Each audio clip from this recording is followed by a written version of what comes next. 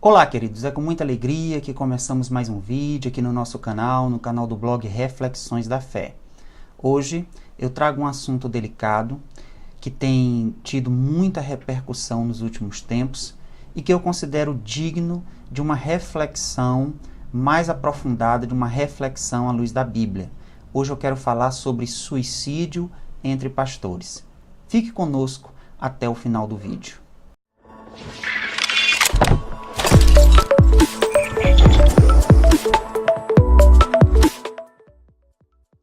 Eu fui motivado a gravar esse vídeo ao saber do suicídio de mais um pastor de uma igreja nos Estados Unidos.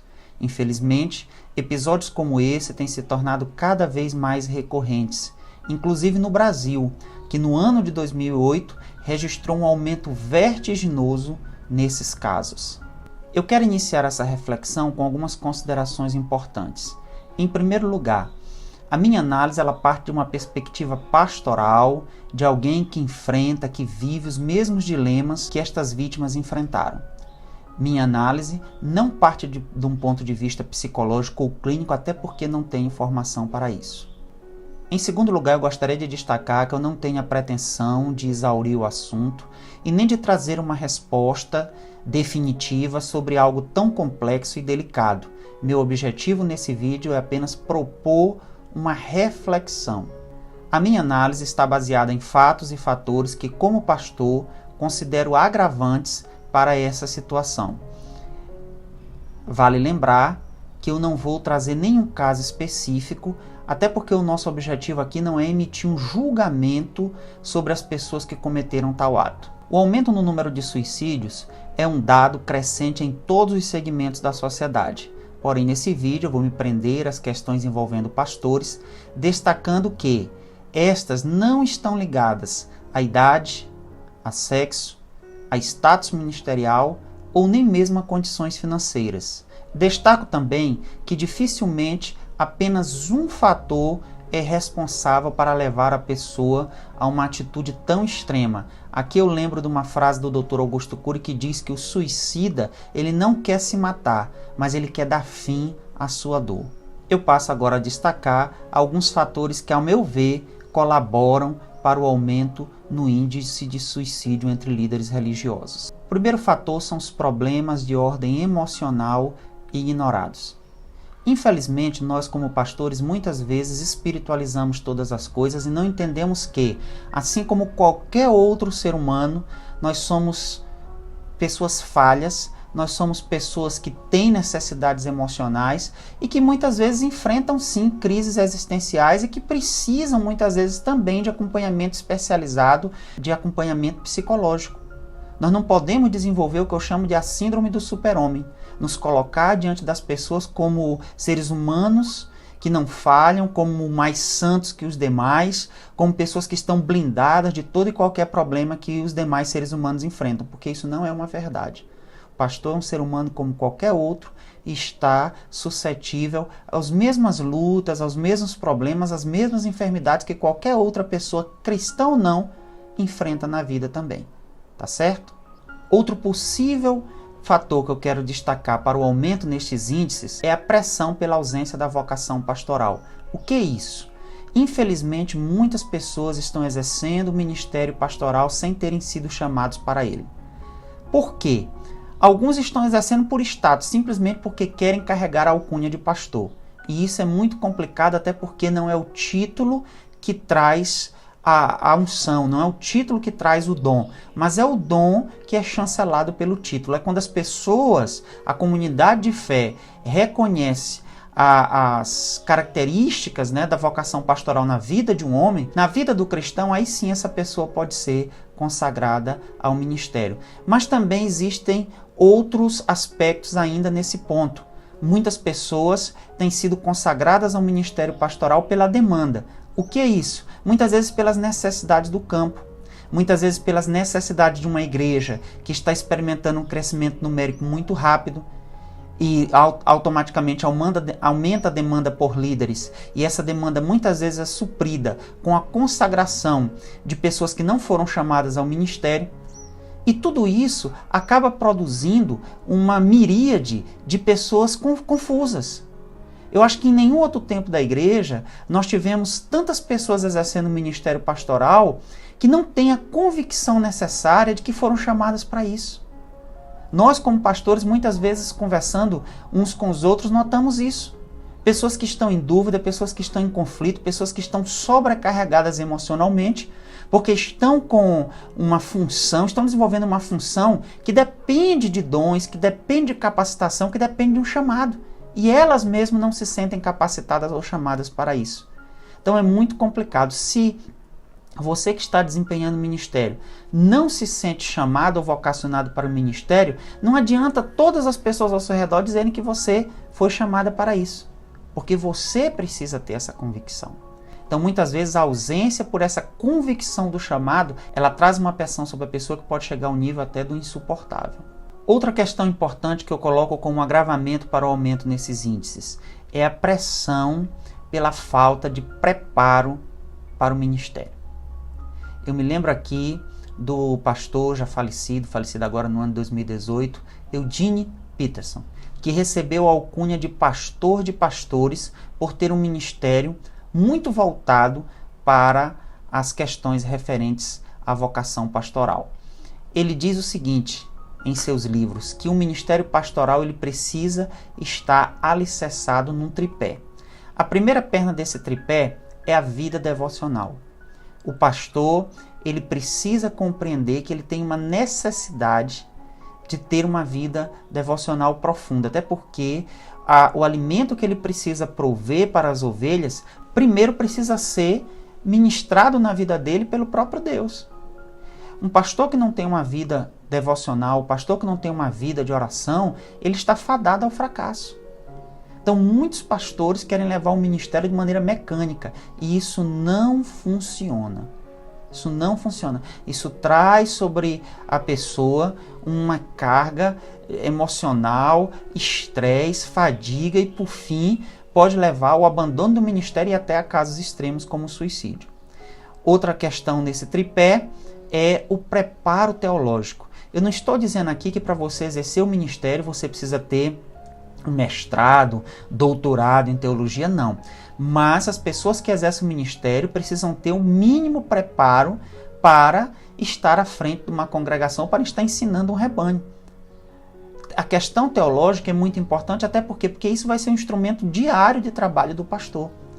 Pense comigo, se você fosse fazer uma cirurgia e que ao chegar no hospital você soubesse que o médico que vai fazer a sua cirurgia ele não tem formação para isso. Eu pergunto, você faria essa cirurgia? Então, muitas pessoas estão exercendo o ministério sem um mínimo preparo. Além disso, abrir um leque de possibilidades para os ensinos mais antibíblicos possíveis que nós vemos hoje dentro de muitas igrejas. Isso também acarreta uma pressão muito grande sobre a vida dos leigos. Então, é necessário. Hoje, nós temos uma facilidade muito grande nesse aspecto. Nós temos cursos EAD, nós temos faculdades próximas, nós temos igrejas que estão oferecendo seminário. Então, as pessoas não têm desculpa para não buscar a capacitação, porque essa capacitação é fundamental para o exercício do ministério. E, por fim, é a experiência no campo. Nós vemos isso na própria Bíblia, no próprio Novo Testamento, quando o apóstolo Paulo, orientando Timóteo, ele fala sobre a importância da experiência. Timóteo era um pastor jovem, mas que já tinha uma certa experiência, já era alguém experimentado no campo. Então nós precisamos de obreiros que tenham experiência no campo. Nós temos que dar tempo para aquela pessoa que está desenvolvendo o ministério amadurecer. Muitas pessoas têm sido consagradas sem um dia de campo. E isso é complicado. Porque, apesar de muitas vezes você passar por um seminário, apesar de até você ter tido toda uma vivência dentro da igreja, nada substitui a experiência prática, o dia a dia. Então, a experiência ela é fundamental para o exercício do ministério pastoral, tá certo? Eu destaco ainda que, mesmo tendo vida com Deus, mesmo tendo preparo teológico e tempo de ministério, experiência de ministério, isso não deixa a pessoa imune, é óbvio, mas com certeza alivia o fardo pela preparação para o ministério. Outro fator que eu destaco, e esse com muita tristeza, é a pressão pelo sucesso. Infelizmente se criou uma cultura de sucesso hoje dentro da igreja, e o sucesso que essas pessoas estão apontando não é o sucesso bíblico. Porque o sucesso ministerial que muitos hoje têm levado à frente, que muitos hoje têm defendido dentro da igreja, é ter dinheiro, ter fama, ter status, ter reconhecimento, ter multidões como auditório. E quando você olha para a Bíblia, você não observa isso. Eu costumo dizer que se Jesus e os discípulos fossem ser enquadrados nesse panorama de sucesso defendido hoje, todos eles seriam reprovados. Porque muitos morreram perseguidos, pobres, sem amigos, nas situações mais adversas possíveis. Então, essa pressão por sucesso tem levado muitos líderes, muitas pessoas de bom coração a trazer sobre si uma carga emocional descomunal. E nós temos que entender que o sucesso que Deus espera de nós é obediência e fidelidade. Ainda dentro desse aspecto, eu quero destacar outro problema, que é a comparação. Hoje, principalmente com o advento de internet, de YouTube, de redes sociais, nós temos acesso a muito conteúdo. E muitos pastores, por admirarem outros pastores, outros líderes, outros ministros, acabam por imitar estas pessoas, querer desenvolver um ministério na cópia, como cópia dessas pessoas. E isso é um erro terrível. Porque cada pessoa recebeu o seu dom, cada pessoa recebeu o seu ministério, cada pessoa recebeu uma graça de Deus e deve desenvolver essa graça com fidelidade. Nós não devemos sucumbir ao desejo de ser iguais a A, B ou C, porque A, B ou C tem um sucesso. Nós devemos exercer aquilo que Deus colocou em nossas mãos com fidelidade. E por fim, ainda nesse aspecto, eu destaco a pressão por números, a pressão por resultados. Isso está ligado, claro, diretamente a esse sucesso vendido aí como sucesso ministerial. As pessoas, elas além de se comparar com os outros, elas querem ter os mesmos resultados que os outros. Elas ficam tristes, muitos líderes têm ficado deprimidos porque têm visto igrejas nas proximidades da sua crescendo, avançando e não têm experimentado esse mesmo crescimento. Então nós temos que entender o seguinte: Deus nos chamou para sermos fiéis. O nosso resultado deve ser obediência, deve ser fidelidade. É claro, nós devemos ter diligência, nós devemos ter esforço, nós devemos correr atrás, mas nós devemos entender que cada um tem uma limitação. Então eu não posso aceitar essa pressão por resultado, até porque eu preciso entender que o ministério ele não é meu. O ministério ele é do Senhor, eu sou um dispenseiro. Eu fui chamado para exercer com fidelidade. Muitas vezes eu pastorei de 50, de 100, de 200, de 1000, de 10 mil, de 100 mil, não importa. O importante é que eu desenvolva com fidelidade aquilo que Deus colocou em minhas mãos. O último fator que eu quero destacar como possível resposta para o aumento no número de suicídios é o isolamento ministerial. Infelizmente, a função pastoral por si própria, ela coloca o líder numa posição de isolamento. Pense comigo, o pastor ele ouve a todos, ele aconselha a todos, ele conhece o problema da maior parte dos membros da sua igreja. Mas quem aconselha o pastor? Quem ouve o pastor? Quem conhece o pastor? Quem acompanha os problemas do pastor? Muitas vezes, as pessoas que estão desenvolvendo o ministério pastoral sofrem de solidão. Então, por isso, nós como pastores precisamos estar integrados em grupos com outros pastores. Nós precisamos de pastoreio mútuo. Ninguém é uma ilha, ninguém consegue chegar ao final da caminhada cristã, da jornada ministerial só. O próprio apóstolo Paulo, pouco antes da sua morte, ele reclamava da solidão. Ele reclamava de ter sido abandonado por muitos dos seus colaboradores. Por quê? Porque isso é necessário, amados. Eu falo por experiência própria, eu sei o que é andar só, eu sei o que é ficar isolado. E eu sei da necessidade que nós temos de participar de um grupo de pastoreio mútuo, de ter amigos, de ter pastores. Pastores precisam de pastores. E quando eu falo de pastores, eu não estou falando desses mentores aí que se vendem como cobertura ministerial e que querem ficar dizendo tudo aquilo que aqueles que estão debaixo da sua cobertura devem fazer. Eu não estou falando disso, mas eu estou falando de amigos com os quais você possa abrir o coração. E que também possam ter a liberdade de abrir o coração com você, até porque o pastoreio é mútuo. São pastores que pastoreiam outros pastores. Então isso é fundamental. Uma pessoa que não tem amigos, ela está fadada a uma pressão emocional, a uma pressão psicológica, que muitas vezes pode desencadear graves crises emocionais, podendo chegar até o ápice do suicídio. Por fim, penso que a saída para o enfrentamento dessa triste realidade passa necessariamente por, primeiro, uma autoanálise emocional. Eu acredito que todas aquelas pessoas que estão desenvolvendo o ministério, elas precisam periodicamente estar fazendo uma autoanálise crítica sobre a sua saúde emocional. Nós temos que entender que o ministério ele cobra muito, o ministério ele tem um preço muito alto. Ele traz uma sobrecarga emocional, até porque você vai lidar com as mazelas da sociedade. Você vai lidar com, dependendo da situação onde você está, em maior e menor grau, onde você está pastoreando, você vai lidar com casos terríveis, você vai lidar com as mazelas da sociedade. Então isso traz um peso, isso traz uma carga emocional muito grande sobre as costas do pastor. E por isso ele precisa se submeter periodicamente a essa autoanálise da sua vida emocional, e se ele detectar ali a presença de fatores que indicam um problema de ordem emocional, de ordem psicológica, ele não pode ter receio, ele não pode titubear, ele precisa imediatamente procurar ajuda especializada.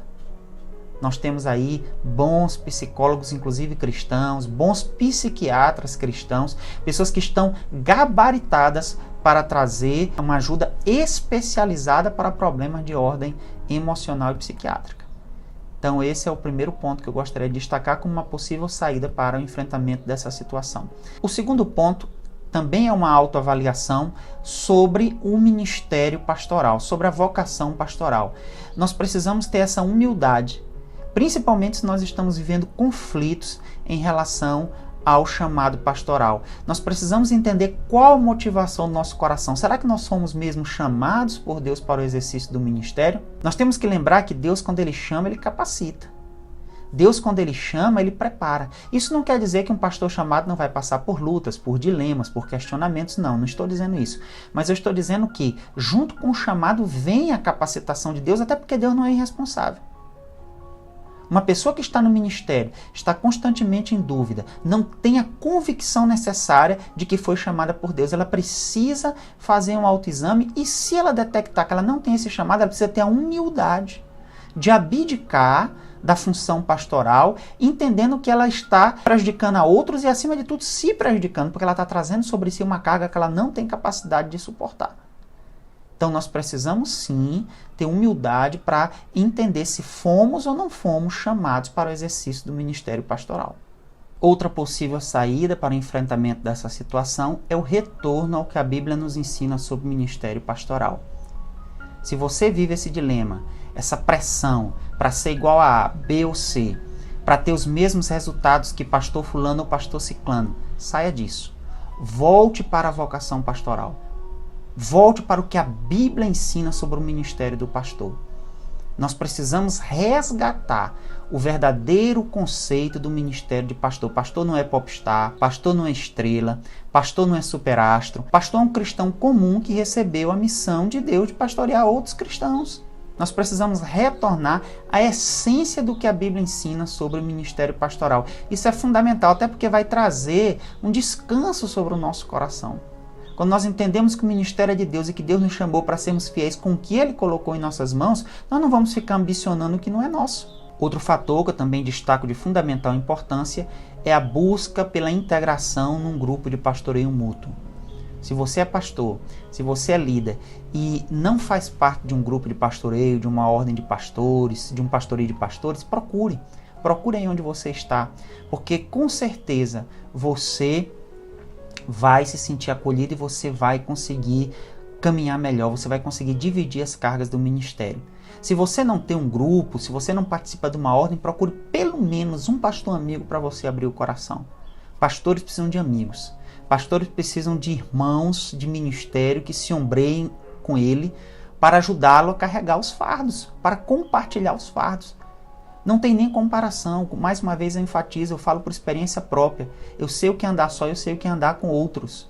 Nós precisamos uns dos outros. Então, se você é um pastor, se você tem se sentido só, se você tem se sentido isolado, eu te aconselho, procure um amigo, procure uma ordem de pastores, procure um grupo de pastoreio mútuo. Eu tenho certeza que você vai conseguir caminhar melhor, que você vai conseguir desenvolver o seu ministério com muito mais excelência, com muito mais eficácia. O último ponto que eu considero de fundamental importância é o aprofundamento na espiritualidade, buscando descanso em Deus através do resgate das disciplinas espirituais básicas. E quando eu falo de disciplinas espirituais básicas, estou falando de meditação na palavra, estou falando de oração, contemplação, solitude, jejum. Nós, como pastores, não podemos desenvolver o ministério longe das disciplinas espirituais básicas, porque elas nos fornecem as condições necessárias para nós aguentarmos o fardo do chamado pastoral.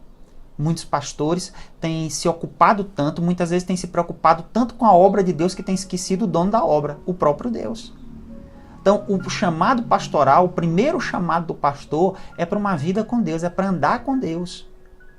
A sua obra, o seu ministério, a relevância do seu trabalho vai ser um resultado da sua vida com Deus.